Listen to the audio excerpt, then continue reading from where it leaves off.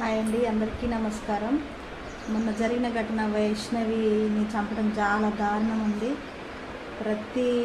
ఈ సమాజంలో ఇలాంటి విషయాలు జరగటం ఇదే ఫస్ట్ టైం కాదు, అన్ని కుటుంబాలలో జరుగుతున్న విషయాలే. దయచేసి ఒక ఆడపిల్ల ప్రాణం నిండుగా పోయింది. తన కడుపులో ఉన్న పాప కూడా చనిపోవడం చాలా బాధగా ఉంది. ఏదైనా ఉంటే కూర్చొని మాట్లాడుకొని సెట్ చేసుకోవాలి. ఆ అమ్మాయి వద్దనుకుంటే వదిలేయాలి. వేరే జీవితం, ఆ అమ్మాయి జీవితం ఆమె బతుకుతుంది, ఈయన జీవితం ఈయన బతుకుతుంది. నిండు ప్రాణం పోయింది. ఇలాంటి పనులు చేసేటప్పుడు ఒక అమ్మాయిని ప్రేమించి మళ్ళీ ఆ అమ్మాయిని వదిలేసి మళ్ళీ ఇంకొకరిని ప్రేమించి ఆ జీవితాలు ఎట్లా జీవిస్తారో నాకు అర్థం కావట్లేదు. కానీ దయచేసి ఒక ఆడపిల్లనికి అన్యాయం చేయకండి. ఆడపిల్ల అంటారు కదా, ఆడపిల్ల సురువుకే పోదు. ఇలాంటి సమాజంలో చాలా జరుగుతున్నాయి.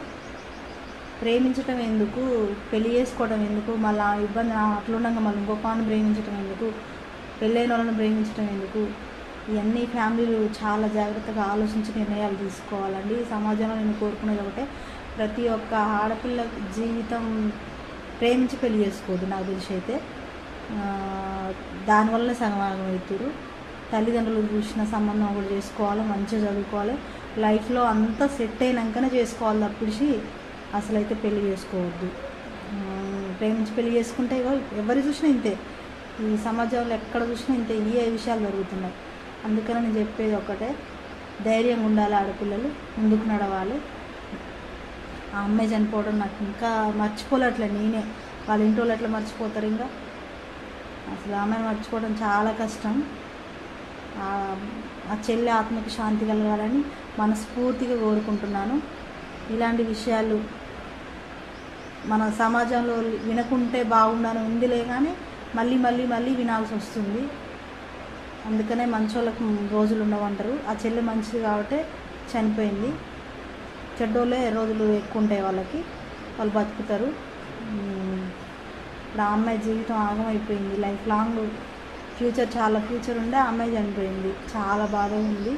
దయచేసి ఒక ఆడపిల్ల జీవితాన్ని నాగం చేసేది ఇంకో ఆడపిల్లే కాబట్టి వాళ్ళు అర్థం చేసుకొని వాళ్ళ కుటుంబాలు, వాళ్ళ కాపురాలు ఆగమవుతాయని ఇప్పటికైనా వాళ్ళు ఈ వీడియోలు ఈ మీడియా ద్వారాగా అంతా చూసుకొని ఇలాంటి పనులు చేయకుండా చట్టాలు అలా తీసుకురావాలి.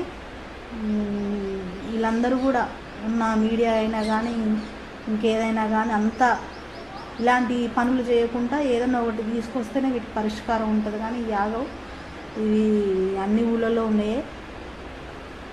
ఆడపిల్లని చంపకండి. మీకు ఇష్టం లేకపోతే వదిలేయండి. ఆమె జీవితం